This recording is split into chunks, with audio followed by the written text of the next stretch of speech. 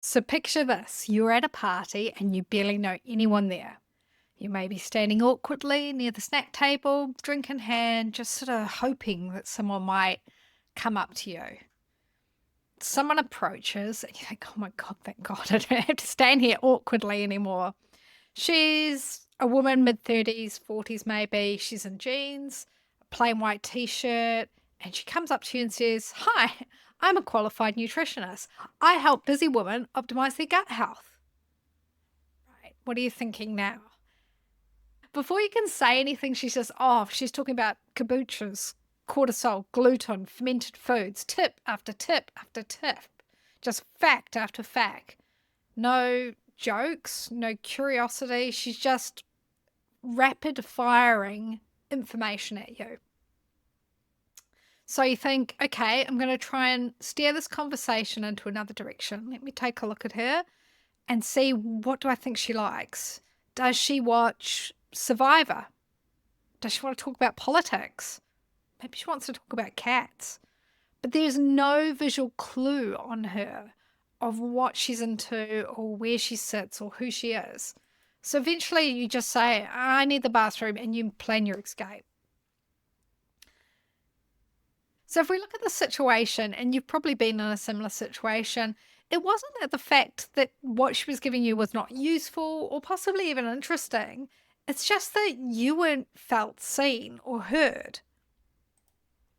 I could imagine if this woman, let's call her Gertrude, had an Instagram profile, it would look something like this. And her website would probably look something like this.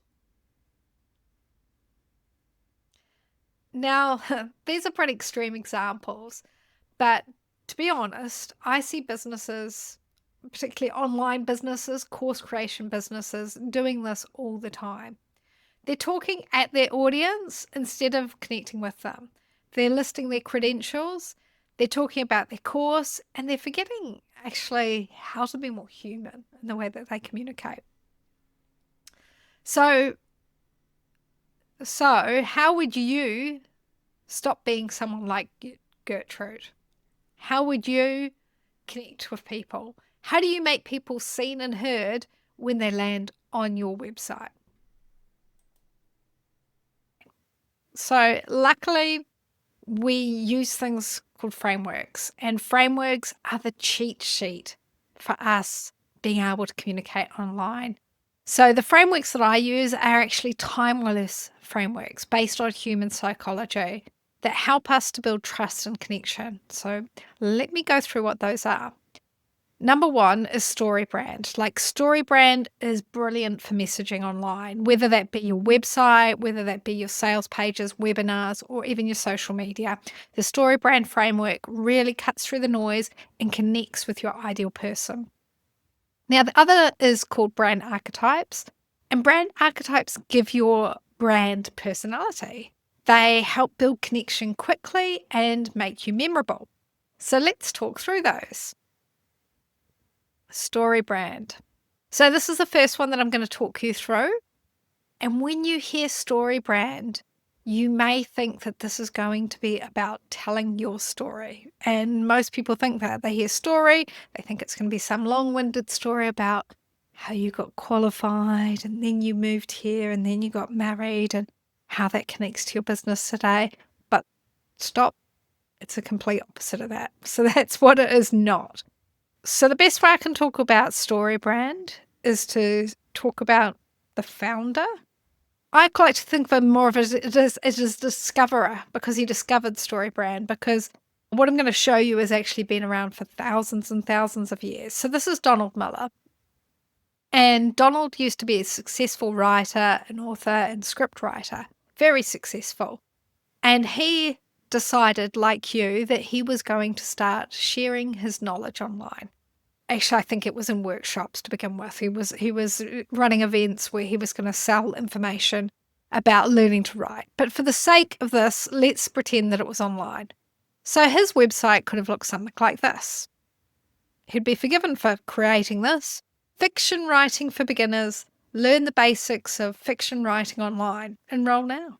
Simple offering, right? And then he has this long list of credentials, how long he's been writing, what he's written, everything like that. And when he positioned his event in this way, he did not sell any tickets and he got frustrated. So he thought to himself, I wish that marketing was as easy as writing stories, because the thing is about writing stories, particularly fiction stories, is they follow a framework. And that framework is called the hero's journey. So the hero's journey is a storytelling framework that actually dates back thousands of years, long before marketing, websites, and funnels. You'll find it goes back into myths and legends and across stories across cultures, from the Odyssey of King Arthur to Harry Potter and Star Wars. The hero's journey exists. So this term, the hero's journey, was popularized by someone called Joseph Campbell, who was a mythologist. And he published many books about the hero's journey. He studied stories from around the world, and he actually discovered that they all shared this structure. Now, so let's have a little look at it here. There's an ordinary world. You've got your hero in it, and he gets a call to adventure, and he often refuses that call to adventure. He then meets a guide. He decides to go into the special world. He's tested. He has enemies. Here's the approach. There's the ordeal of death. There's the reward, seizing the sword, the road back home where he's coming back to his ordinary world, and the resurrection and return to Elixir. So what's this got to do with selling an online course, I hear you wondering? Bear with me. So if you go to this web address, hopefully it's still there is this amazing graphic. It doesn't fit on a slide because it's really, really long. And it actually maps some of these famous films. We've got Harry Potter, Star Wars, Matrix, Spider-Man, Lion King, Lord of the Rings, to the hero's journey, and tells you in these little places, in these little colors along here, how it maps to the hero's journey. So this hero's journey, it's in your psyche because you've watched so many films, you've read so many books, and people have for thousands and thousands of years followed this. So Donald knew this, being a fiction writer, and he then took another look at the hero's journey, and he thought, wait a minute. The problem is that I'm positioning myself as the hero, and I'm not. I'm this small part here. I'm the guide. And my website or my flyer or my webinar is the call to adventure. And as soon as he worked this out, and then down here, the special world, that must be the course, because he'll be tested. The ordeal of death when you go through your course. So when he looked at this framework, he thought, wait a minute, marketing can be as easy as that. So all he needed to concentrate on is how to be a great guide. So what is a great guide?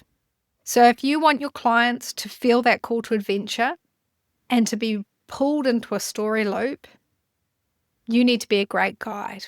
And the well-known great guide is, of course, Yoda. He was not the main character of Star Wars. A great guide understands what the hero's desire is. They show empathy for both their internal and external problems. Gives them a plan of action. They have authority, but they speak clearly, so it's really clear what they're saying. There's no room for ambiguity. I would beg to say that Yoda maybe was a little bit ambiguous. And I would question whether Yoda speaks clearly. But anyway, calls them to adventure and paints a picture of what life will be like when they return. So this is what you need to be doing in your marketing. Knowing that, Donald slowly moved out of the world of being a fiction writer and began on his journey of inventing the StoryBrand framework. So if you haven't seen this before, this is the StoryBrand framework. You need to get really clear on these foundational steps before you write your homepage, before you write your sales page, before you do your webinar, and even with your social media. Because once you get these points down, it makes everything so much easier to connect with your ideal client. So step one is the character. So that's your ideal client. What do they want? Number 2, what is their problem? Then meeting the guide. What back through those search, you've got to show empathy. Before you start talking about your credentials, show some empathy for where they're at and make sure that they understand without. Give them a plan. Call them to action. So that's just simply like your button on your page. And what are the results? What does success look like? And what does failure look like? So these are really important foundational steps for your copywriting when you're doing your pages on your website. So if you don't know the book, Building a Story Brand, it has sold millions of copies. So it's really worth reading this book. But he has released, and it's probably reversed, but he's released StoryBrand 2.0 now, slightly updated. The thing is that marketing does change, and that's important to know. We have sort of moved out of an era of where marketing was very much, there was a villain, original StoryBrand, there was a villain, like a bad guy. We've moved out of that because it's kind of like the clickbait of things when you lean too hard into the villain, the bad guy. So we do less of that now. And like when I showed you Gertrude's Instagram previously, we also do a lot less of do this, don't do that, do this, don't do that. That was kind of, I believe that may have come from sort of Gary Vee. So give value, give information. That kind of makes you come across a little bit bossy now. So Donald has updated it with 2.0, which is really great. You can get the book anywhere, Amazon, great place, but you can get it anywhere. I am a certified StoryBrand guide, so I can actually help you with that if you get stuck. But yeah, that is the first framework that I was going to talk you through. Now, the second framework is brand archetypes. So what are brand archetypes?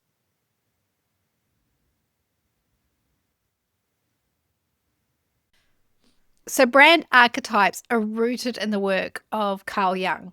He was a Swiss psychiatrist who was absolutely fascinated by the patterns that show up across all human behaviors, across different stories and across different cultures.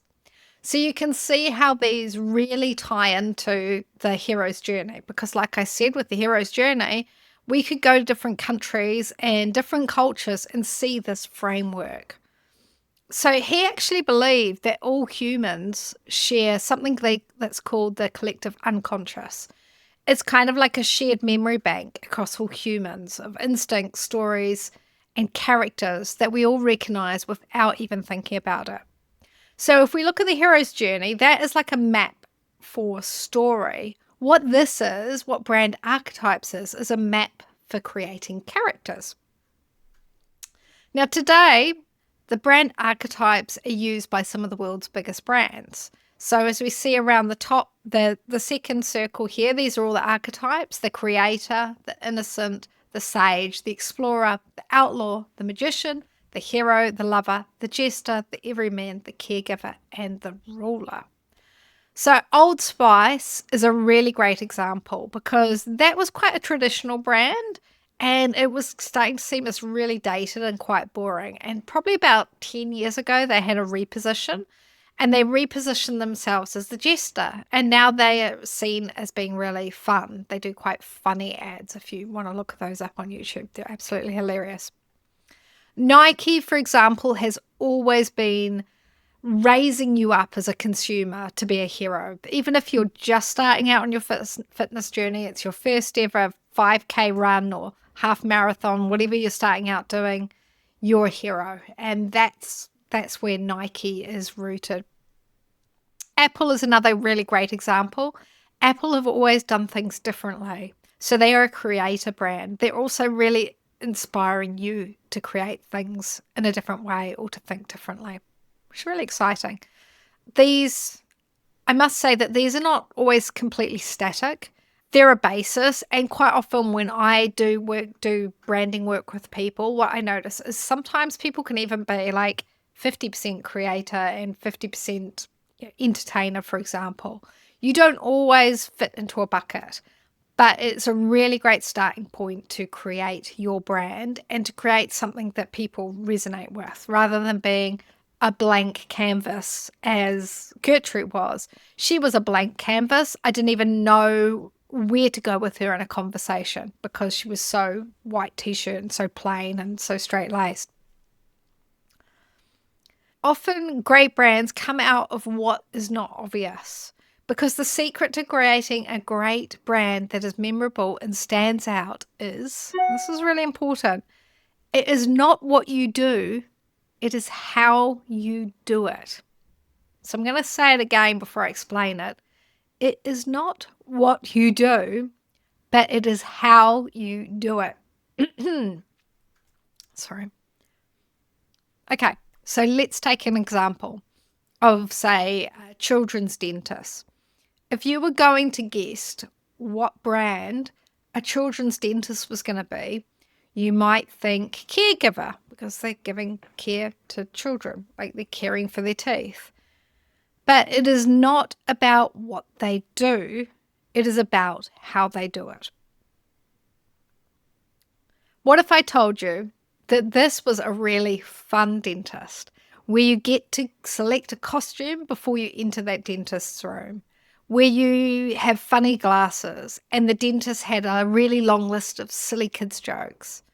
Then you might actually recognize that that brand may actually be an entertainer brand, even though it's a dentist. And that's where you get really standout brands. Let me talk to you about cars. So cars are a great example for this. Cars all do the same thing, don't they? They take you from point A to point B. But when Volvo talk about cars, they talk about how safe their cars are. So Volvo is the caregiver brand. And when we talk about Land Rover, we focus on all the places their cars can go to. So they're clearly an explorer brand. And then there's Mercedes. Mercedes is a ruler, because the ruler archetype is all about leadership, order, and status. It appeals to people who value structure, quality, and being at the top of their game. You want to kind of think about, like, a CEO would probably want to drive a Mercedes. So we're talking a lot about humanizing brands. But does that mean you should not be using AI? And the answer to this may surprise you. AI is actually your secret power to humanizing your brand. Now I'm going to show you an example now why that is. What if Gertrude found out what her archetype was and she leaned in? You can lean into your archetype a little bit more than you do in the everyday life. So having a personal brand, it doesn't necessarily have to be what your brand is your personality is. If you're having a personal brand, you want to lean a little bit more into that. So say if I told you that Gertrude was a caregiver, how would this affect her photography on her website? How would this affect the language that she uses? How would it affect her logo and everything else that she does? So I played around with AI to find out. Here is Gertrude, the nutritionist, as a caregiver. She's using lots of warm colors, lots of soft photography. She's smiling. She's looking relaxed and very feminine. That's the caregiver. What if she was an entertainer? She'd be fun, bright, engaging, and interesting. And the way that she would deliver her information would be entertaining. She'd just be this fun, exciting character. What if Gertrude was an explorer? Of course, her photography would be outside. She would be both serious and adventurous. I could imagine this brand would probably be centered around talking about organic food, and she'd probably even talk about gardening your own food and avoiding pesticides to help your microbiome. You know, these are the sorts of things that it's not necessarily a surface level thing. Your brand can go deep. It can go deep into your beliefs and into your values. So before we finish this talk, I better introduce myself. So hi, I'm Stace-Railly. And I'm a certified StoryBrand guide. So under Donald Miller, I've become certified to deliver StoryBrand and coach people within StoryBrand. I'm a Kajabi expert. I'm a copywriter and a designer. And I particularly love helping people humanize their brands and their messaging to appeal to their ideal clients, and to build online brands that really stand out and convert online. So for watching this video, I've also included a little booklet which will help you get started with StoryBrand. It will give you those 7 points. And of course, you can use ChatGPT to help you do that. Or if you need any coaching, you can go to my website and get in touch. And then I've also included a wireframe, which will help you to produce a homepage and about page and prompts to write that homepage and about page. So it's positioning your brand to speak to your customer's problem rather than to speak about you. And yes, you can do that in about page. And of course, if you want to get started with your brand archetype and see what brand archetype you are, visit Stace-Railly.com. Like I said, I don't always, my quiz is a bit different to others. I like to use a percentage. So you might be 80% sage and 20% entertainer. How does that work? How do you create your brand and how do you lean in it to stand out?